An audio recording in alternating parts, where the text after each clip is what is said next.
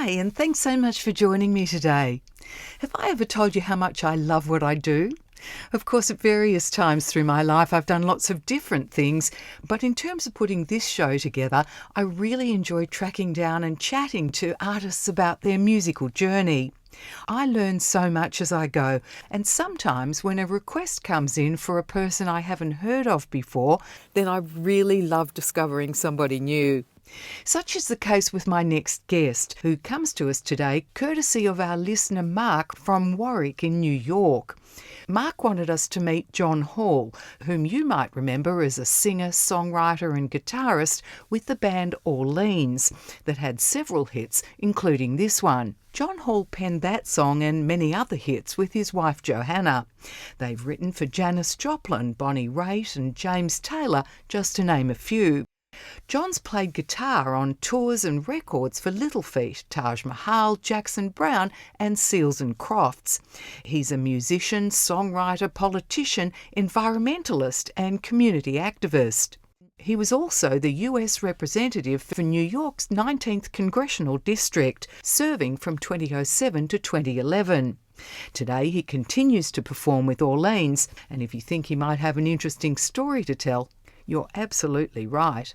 John Hall has recently released his 6th solo album called Reclaiming My Time.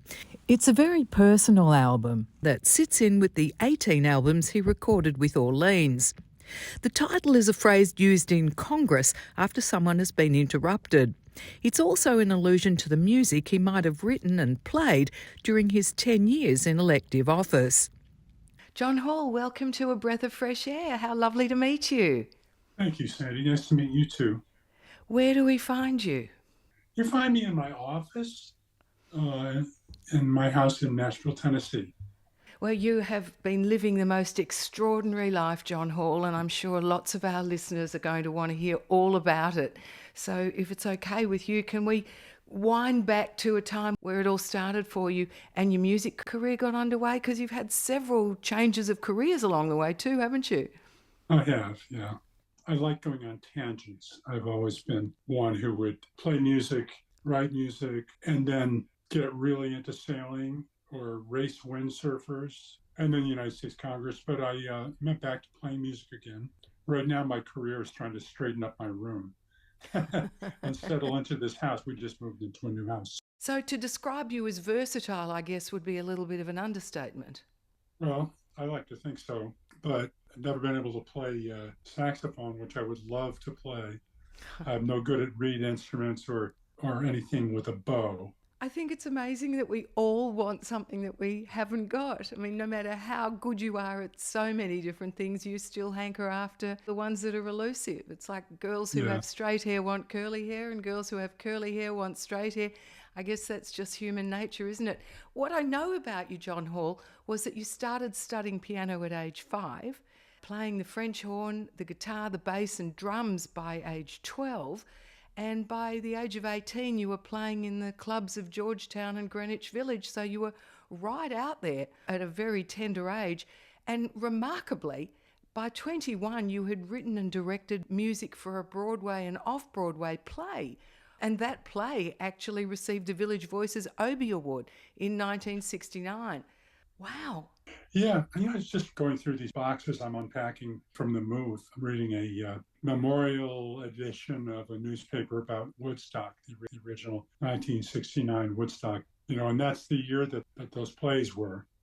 Yeah, I didn't make it to Woodstock. My wife at the time, Johanna, who wrote a number of songs with me, our best known songs actually, had a ride to Woodstock with Harvey Brooks, who was the bass player for the Electric Flag, who was performing there. But Harvey's Volkswagen bus with the Paisleys on it broke down, so he had to get a ride with somebody else. So we were in our Oh, you apartment, must and have been so upset. we were kind of upset, and then we were, man, thank God here because it's all mud and there's a traffic jam for miles, and then like when we heard more about it, like a couple of weeks later, a month later, a year later, we were saying, oh darn, I wish we'd have been there. So the grass is always greener. Your parents obviously encouraged you to study music from a very early age, and you took to it happily? They tried to discourage me from doing it as a career. When I told them I was going to drop out of college and be a guitar player for a living, they worried about, like all parents do. I understand. They were just worried that I was not going to make it in this world. And when young people ask me if they should go into music for a career or if they should drop out and play music, whatever, I say, if you have to ask me, don't do it.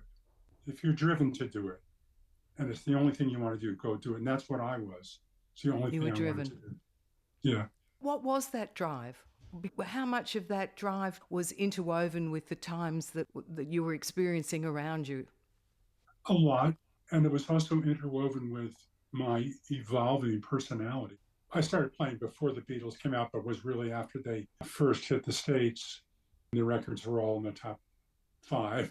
Like a lot of musicians, I saw them on Ed Sullivan and went, that's what I want to do.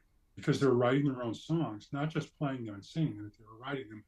And it wasn't like a Tin Pan Alley thing where somebody cranks out songs for you and you just sing them. It was also like the girls are interested if you have a guitar, Partly I've heard that. that said before. Identity in a different way, it's complicated, but I didn't analyze it at the time. I just knew I wanted to do it. And you did it very successfully. So what was your first move? You'd written that Broadway play and simultaneously you were playing in New York all over the place. You started to have a bit of an affiliation with a group called the British Walkers, didn't you? Yeah, that was in Washington, D.C., in Georgetown, and in that band for maybe a year. And I played in a couple of bands in D.C. before that.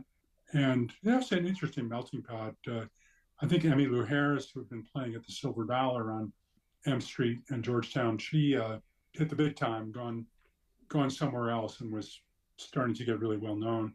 Roy Buchanan was playing down the street. I got to sit in with him once and I said, what instrument don't you play? And he said, I don't play drums. I said, in that case, I'm sitting in on drums. He was an intimidating musician. Nils Lofgren was playing in Georgetown. It was a locally fertile scene, but when I went to New York, it was much more of a fertile time in Greenwich Village. And then I wound up alternating shows with a band called the Castiles with Bruce Springsteen as their leader. And at the same time, Love and Spoonful had been playing around the corner. They just hit it big with You Believe in Magic, and they went on the road doing a real tour. The band that replaced them was The Flying Machine with James Taylor leading and playing rhythm guitar and singing, and Danny Korchmar playing lead guitar, and Bishop O'Brien, who played with Carole King, playing drums. And I mean, was that Hendrix was playing around the corner as Jimmy James and the Blue Flames backing up John Hammond. It was just an incredibly fertile time. I was lucky to be there. I look back on it now and go, talk about being at the right place at the right time. Did you realize at the time what you were part of? It seemed exciting, but it was normal in the way that, at Cafe Wow, I was making $6 a night, and I'd be able to get a hamburger platter at the diner on the on the corner of the street, or actually less than that. I had a couple bucks left over. But, I had no place to live for a while. I slept on rooftops. I slept on friends' couches. I slept on a bench in the park, Washington Square Park, with the police and they're, poking you with their billy club and saying, move on, buddy, wake up. But it's always work. My dad used to say, he's an engineer, was an engineer, and he would say, work is anything that won't do itself. And it's work, all of it, making music, making a living by playing music is work. People see the time on stage, which is all glamorous, and the lights and the big sound system and a big crowd, hopefully a big crowd. And it all just looks like glamour. But yeah, for every one of those shows, there's many hours long bus rides and hotels that all look the same. And there's a routine that goes on between shows that is really the work. We joke about how we don't get paid to perform, we get paid to travel. John Hall, tell us about how you got to open for the Doors and the Who. Well, that was amazing, and I realized it was amazing at the time.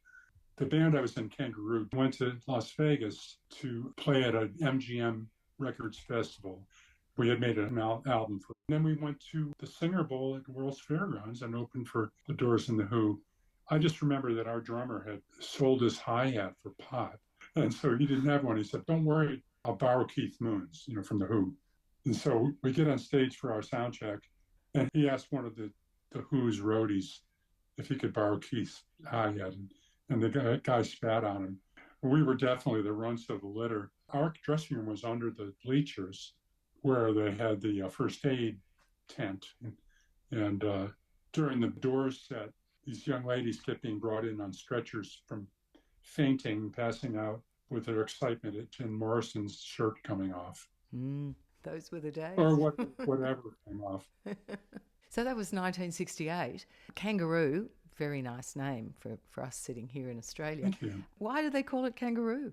Well, every band name involves a band meeting where you talk about names, and it's always hard to find a name that somebody doesn't hate. Three people might go, I love that. And the other guy goes, I hate it. And so we just tried out a lot of names. They were sort of like the 13th floor elevators. There are a lot of ridiculous names you can come up with, and that was one that we all liked. And we're all nature lovers, and we're educated at least enough to know that there are kangaroos in Australia. Yeah, must have seemed very far off and exotic to you. Very exotic name. Not the most creative name, perhaps, but it worked until John became involved in his next iteration, which netted some big hits. Back in a sec with more from John Hall. Glad you're still with me. Let's get straight back into hearing from John about how he moved on from Kangaroo. That brand actually broke up the following year in 1969, didn't it?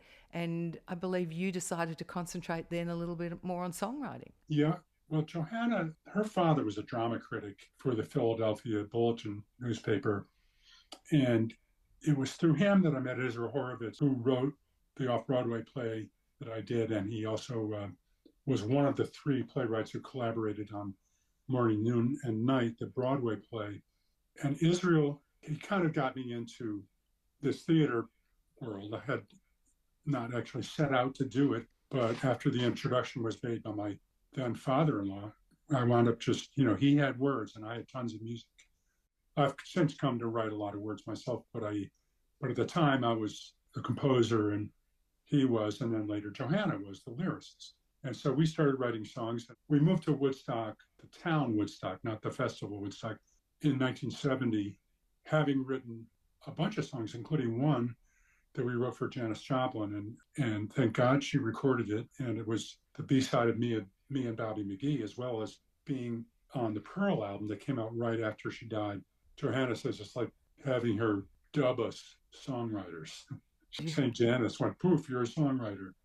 So how does that process work? You and your wife had written this song. Did you know Janis, so you were able to just give it to her and say, hey, Janis, here's a great song for you?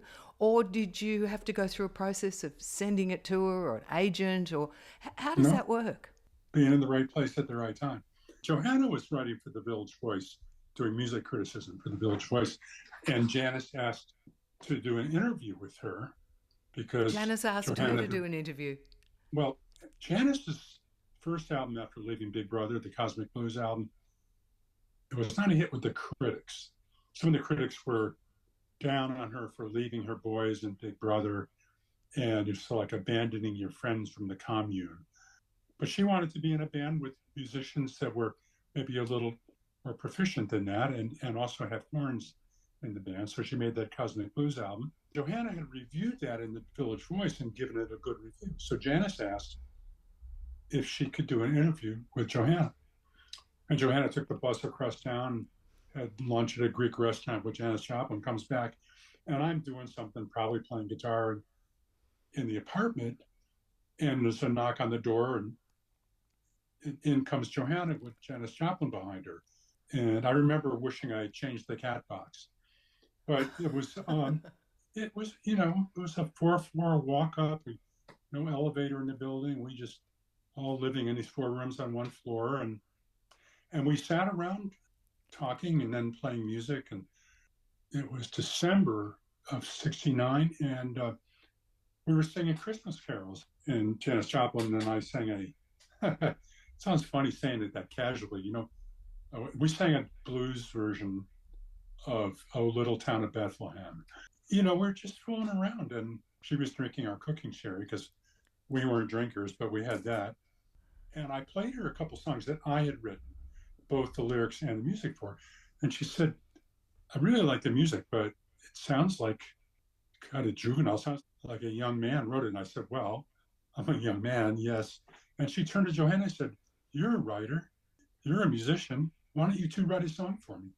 So it was a command performance. And we wrote this song, Half Moon, drove out to California to play it for her at her house in San Rafael, California, north of San Francisco in Marin County, in an old Ford station wagon my parents had given us with a bunch of musical equipment and stuff in the back. And we actually we rented the house for a year in the home of Andy Cullberg, who played flute in the Blues Project. It was just another case of right place, right time. And Janice loved the song, and she did it every show until she died. She performed it and recorded it on the Pearl album, and thank God she did. She sang the vocal before she passed away. All of a sudden, we were in demand as songwriters, and I could perform as John Hall or the John Hall Band, and people would come to hear us. So it really changed up your life. Absolutely, yeah. John and Johanna Hall were immediately signed by a management company as songwriters, and then they formed their next band on the strength of being in such high demand. That carried over into the time after we started Orleans. We were playing on weekends, and we would come back home again after playing Friday, Saturday, Sunday, or Thursday, Friday, Saturday, Sunday. Come back home, and on our days off, Johanna would write, and she and I would write, and the other guys would be resting or partying, and then we would rehearse or do a sound check for the next show, and I'd say, here, let's try this song.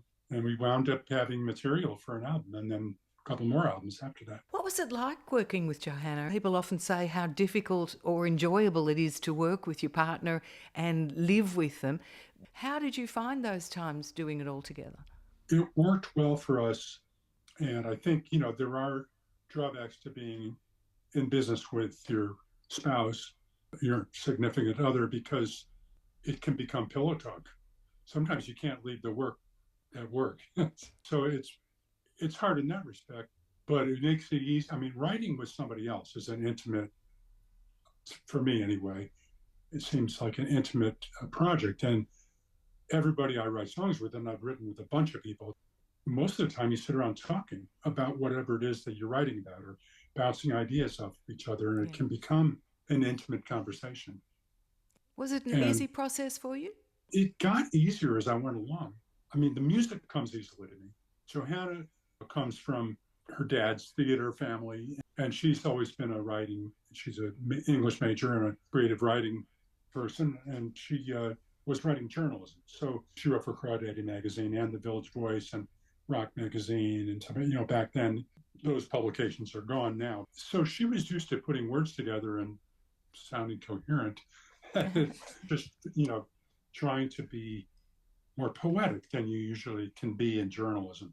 So you really complemented each other incredibly well. Simultaneously, you played on the Seals and Crofts debut album, Down Home, as well as Bonnie Raitt's Give It Up. You were busy. Yeah, I was busy. We were still living on the Lower East Side of Manhattan when John Simon, who was producing Seals and Crofts' second album, asked me to play on it. Well, first of all, he asked me if I would play with Taj Mahal on his tour 3 months across the United States, and which I, of course, said yes. And it was a very influential thing on me in terms of my rhythm guitar playing. Taj really taught me to play rhythm as opposed to lead. I formerly thought of myself as a lead guitar player. So after I played with Taj, Simon had been playing with me in that band. And when he went on to produce Seals and Crofts, he asked me to play on that. And that was a great experience. And I did some of my best studio work with them. After that, I did a lot of sessions in New York for commercials or records or what have you. And I played on Jackson Browne's Here Come Those Tears again. I played on Bonnie's Give It Up album, and a few others. I gradually started playing more and more my own stuff. And when Orleans kicked into gear, we were busy enough that I played on our records and not that many others. So Orleans started, about 1972? How come you called it Orleans? Well, before we had enough of our own songs worked up, we were playing a mixture of R&B covers, reggae covers, and kind of New Orleans second line covers. We were playing songs that were originally done by Alan Toussaint, the Meters, Neville Brothers. We had definitely a New Orleans influence. And once again, we were having band meetings where we threw around names. One night when we couldn't agree and we had a gig coming up, and Wells said, why don't we call ourselves Orleans for that gig? And we all went, fine, that sounds good. So we did that, and we had a really good show, and the club owner wanted to have us back. And he said, well, if you don't come back, it's because we were saying, well, we're going to change the name, so we'll tell you what it is. He said, you have to call it Orleans or people won't know to come back and see you. So we just wound up being stuck with the name. Not a bad name. I kind of like No, it better it's than not. kangaroo. What do they say? A name is only a name, or something like that. Orleans was poised to hit the big time, and all of John's dreams were about to be realised. It was Janis Joplin who'd given John and Johanna Hall their big breakthrough. After being legitimised by her as songwriters, the couple began writing prolifically and managed to collect enough material to put down several albums for their newest band, Orleans. You managed to score a couple of top 10 hits. Tell us about those. Well, Dance With Me, Johanna and I wrote. That was a song where I had the music first, I had the entire guitar part, melody and chords. And it was just Sunday morning. I started playing this, and she called from the kitchen, sounds like Dance With Me. And I called back, could we think of something a little more original? Of course, she was right. She came up with a lyric for the chorus and the first verse, and then hit a writer's block. And we were driving back from a show, and she said, pick the beat up and kick your feet up. And she started scribbling on an envelope in the driver's seat of the car while I was driving. And by the time we got home, the lyric was finished. Still, the one was the opposite. Johanna had the entire lyric first. A friend of ours had asked her to write a song about people staying together. Our friend and her husband were getting divorced. And she said, there's so many songs about people breaking up. Could you write a song about people staying together? And Johanna wrote the lyric and handed it to me on the back of another envelope. She actually said, do you think you could do anything with this? And I wrote the music in about 15 minutes. Still, the one starts with the rhythm guitar, that like Chuck Berry-ish kind of guitar part. And Dance With Me starts with on the guitar. Both of those songs are like garments hung on a guitar part. Did you know you had something special with those two songs? Larry Hoppin knew I played him the music for Dance With Me, and he said, you really got to finish that song. That sounds like a hit. When we were recording them, we didn't know that they were that likely to become hits because we were into all the songs on the albums we thought were good. We were always just trying to do music that we liked and that we thought was good. And Dance With Me wasn't the first single off of our Let There Be Music album. It was the second one. First single was this rock tune that Larry sang called Let There Be Music, and it got to number 30 something on the American charts. And then Dance With Me went top 5. Yeah. The song Give One Heart that Linda Ronstadt recorded that was on the Let There Be Music album, Johanna and I had written it with a whole other bridge that's not in that song. We had an A section and a B section to the verse and a chorus, and Chuck listened to it and said, you should take that bridge and make another song out of it. Get rid of it for this song, and then take the B section and make that the chorus. So that's how the song wound up, and that's what Linda Ronstadt heard and recorded and wanted to record it. Do you still pinch yourself today when you hear those songs played on the radio? A little bit. I pinch myself when I realize that I'm still living on the royalties from those songs. I say those songs have paid for another half dozen records to be made. Honestly, they paid for me to be able to take time off and run for public office. Why did you decide to do that? Well, Johanna and I were living in the town of Saugerties, which is just to the east of Woodstock. And the town decided they were going to build this gigundous solid waste dump with 2 incinerators with dioxin coming out of the top of the smokestacks that would be 315 feet tall. It was going to be an eyesore, and it would change the tenor of the area and of the town to make it an industrial zone. Nobody would want to build nice homes there. I was driving my daughter to school past the site, and I decided I did not want this dump and incinerator for a neighbor. And I organized this group of neighbors. We got petitions signed, and we got everybody in the town organized and raised enough money to hire the best lawyer. and he was able to stop this dump from happening. John Hall's environmental activism led him to 10 years in elective office and to co-founding the organisation MUSE, Musicians United for Safe Energy. As you said, you like to go off on tangents and you obviously get very passionate. I know that you also had appeared and co-produced the No Nukes benefit album with Jackson Browne and Bonnie Raitt and Graham Nash. So you seem to be somebody that gets right into whatever you're doing at the time. Yeah, that's true. I started with the No Nukes thing when my next door neighbor came over. He's a Vietnam veteran, handed me a sheaf of papers and said, do you know about this nuclear plant that they're trying to build 6 miles from here? And I decided I didn't want to have that for a neighbor either. So I started to do musical stuff. Along the way, I got Bonnie Raitt to perform at a theater to raise money to stop this plant from going in. So when 3 Mile Island happened, we were in litigation, but because it was the same exact reactor, they canceled it and the company was in disgrace. We were singing about the warm power of the sun and the song Power that she and I wrote. We were successful in getting to stop building nukes for quite a while, but they did not start channeling that money instead to solar and wind and geothermal and tidal power and all the rest of the stuff that we were talking about. You know, it's been 50 years since the No Nukes concerts. The No Nukes concerts in 1979 were hosted by the Muse Collective. Jackson Browne, Graham Nash, Bonnie Raitt, Bruce Springsteen and John Hall were the key organisers of the events and the guiding forces behind the resulting album. It was the first official appearance of Bruce Springsteen and the E Street Band's live act on record, and Springsteen's cover of Maurice Williams and the Zodiac's Stay appeared on the 1980 album No Nukes, the Muse Concerts for a Non-Nuclear Future. If we'd have started doing the solar and wind and other renewables back then, we would be in a way better situation now than we're in terms of climate change. Just to finish up, John, I can't let you go before we talk about the latest album. It's called Reclaiming My Time. That was your pandemic project, wasn't it? Tell us a little bit about that. Well, I had a few songs already written, but I spent a fair amount of the pandemic time living in Nashville with a friend. His wife passed away while I was driving down from Woodstock. I wound up staying with him for quite a while and writing songs with him and helping him process that loss. So we wrote a whole bunch of songs and recorded them remotely with different people contributing different things. I asked John Cowan, who's right now out playing bass with the Doobie Brothers, to sing backup on one track. And he said he'd love to, but he had no way to record it. So he suggested that I call Andrea Zahn. He said, she can sing too. And so I called Andrea and we wound up talking about how trees communicate and some pretty personal stuff.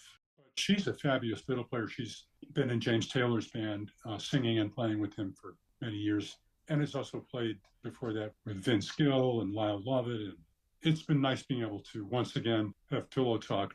John and Johanna Hall divorced in 2021. John has since married Andrea Zahn. John Hall, fabulous chatting with you. Thank you so much for being so generous with your time.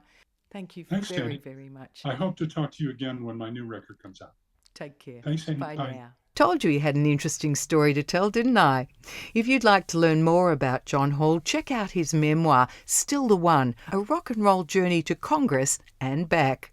Thanks for joining me today. I hope you've enjoyed the John Hall and Orleans story. Again, a big shout out to Mark from New York for turning us on to John Hall. And don't forget, if you have someone you'd like to hear from, all you've got to do is send me a message through the website, abreathofreshair.com.au, and I'll try my best to get that person onto the show too. Join me again same time next week, won't you? Take care till we meet again. Bye now.